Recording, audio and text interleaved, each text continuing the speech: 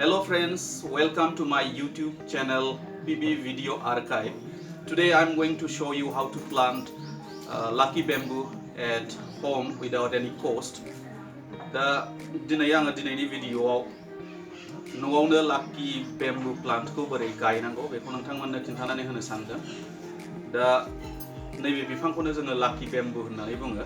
दा बेनि गुबुन मुंफोरबो दङ, जेरै बेखौ Chinese water bamboo होननानै बुङो आरो feng shui bamboo होननानै बुङो। दा बियो बांसिन lucky bamboo होननानैसो बयजोंबो मिथिजायो।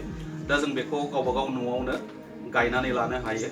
दा बाजाराव जोङो बेबायदि बानायखानाय lucky bamboo प्लान्टखौ बायोब्ला बिनि साइजखौ नायनानै दामाबो गोबां जायो। फिसा मुथाखौ जोङो बाजाराव 100 थाखायाव मोनो आरो गिदिर मुथाफोरखौ जोङो बिदिनो 150-200 थाखानि बायनो गोनां जायो। दा जोङो बेबायदि रां खरसा खालामाबालानो गावबागावबो बेखौ जोङो न'आव बानायनानै लानो हायो। दा बेखौ बोरै बानायनांगौ आं नोंथांमोननो फारियै खिन्थालांनो आखायाव लादों। दा बे lucky bamboo प्लान्टखौ जोङो हायावबो गायनो हायो। हायाव गायोब्ला बेबायदि गोलाव जालाङो। दा बेबायदि गोलाव जालाङोब्ला बेखौ नायनायाव मोजां नुवा। दा बेखायनो जों बेखौ काटिं खालामनानै दैयाव गायनो हायो, लोगोसे हायावबो गायनो हायो। गिबियाव बेबायदि lucky bamboo प्लान्टखौ सायख'नानै लाग्रोनांगौ। दा बेखौ जोङो फारियै बिनि बिलाइखौ फारियै बिसिनानै लानांगौ।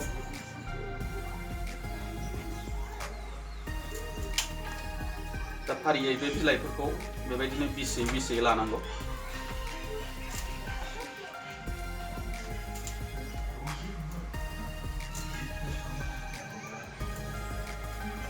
दा बे बिलाइफोरखौ बिसिखांनायनि उनाव जोङो नैबे बेबायदि बाहागो थायो, मा होनो बिदिखौ lucky bamboo बेबायदि फर थायो, जोङो फर होननानै बुङो बेखौ। दा बे फरनि एसे गोजौआव बेखौ हास'नानै होनांगौ फारियै। फरनि गोजौआव हास'नानै लानांगौ। दा बेबायदि जोङो मुथा खालामनानै लानांगौ, बेबायदिखौ बुरजायै। ओमफ्राय बेखौ जास्ट जोङो जेखि जाया पटआवहाय दै होनानै सोमब्रनानै दोननांगौ। सोमब्रनानै दोनोब्लानो बेवहाय सप्ता खनसेसोनि उनावनो बाहाय रोदा फैयो आरो लोगो लोगोनो जिंजों माखासे फेंखा रज'बोयो, माखासे शुट्स ओंखारबोयो।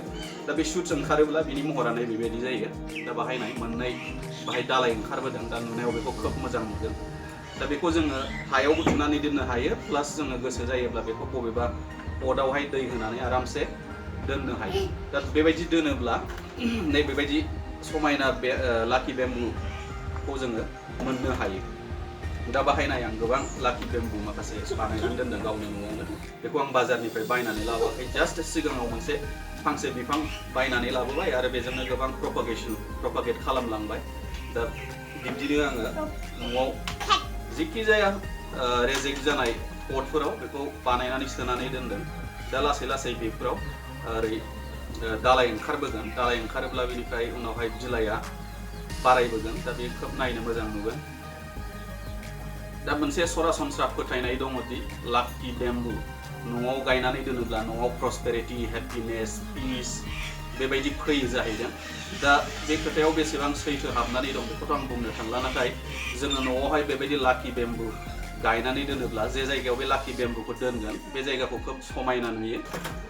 दा lucky bamboo गायनाय जायगायाव जे जायगायाव जोङो एखमबा बेवहाय बालाबो होनानै दोननो हायो जोङो, आरो बेवहाय जोङो बायदिसिना अन्थाइ होनानै बेखौ साजायनो हायो। बाहाय अन्थाइ होनानै दोननाय गुबुन गुबुन गाबनि कालारनि जों अन्थाइ होनो हायो। आरो मिथिनांगौ बाथ्राया बेबो, जुदि न'आव जोङो बेबायदि lucky bamboo गायोब्ला, दैयाव होनानै गायोब्ला जोङो सप्तायाव खनसे दैखौ सोलायनो गोनां जायो। मानोना बे lucky bamboo-नो गोग्गो दैनि गोनांथि जायो। बेवहाय जोङो गोग्गो नङै दैखौ होयोब्ला बेवहाय माखासे फांगास सोमजियो। दा बे फांगासफ्रा बेखौ डेमेज खालामो। बेनि थाखायनो जोङो दैखौ सप्तायाव खनसेब्लाबो सोलायनांगौ। दा आसा खालामदों नोंथांमोना दिनैनि आंनि बे भिडिअ'खौ मोजां मोनदों। मोजां मोनदोंब्ला अननानै आंनि बे YouTube चेनेलखौ साबस्क्राइब खालाम, लोगोसेयैनो गाहायनि बे बेल आइकनावबो थुनानै हो, जाहाथे आं गोदान भिडिअ आपल'ड खालामोब्ला नोंथांमोना बे आंनि भिडिअ'फोरखौ इनस्टेन्टलि नुहैयो। आरो अननानै आंनि बे भिडिअ'खौ शेयार खालामनोबो दाबाव। दिनैनि बे भिडिअ'खौ नायनायनि थाखाय नोंथांमोननिसिम जोबोद जोबोद गोजोननाय थाबाय।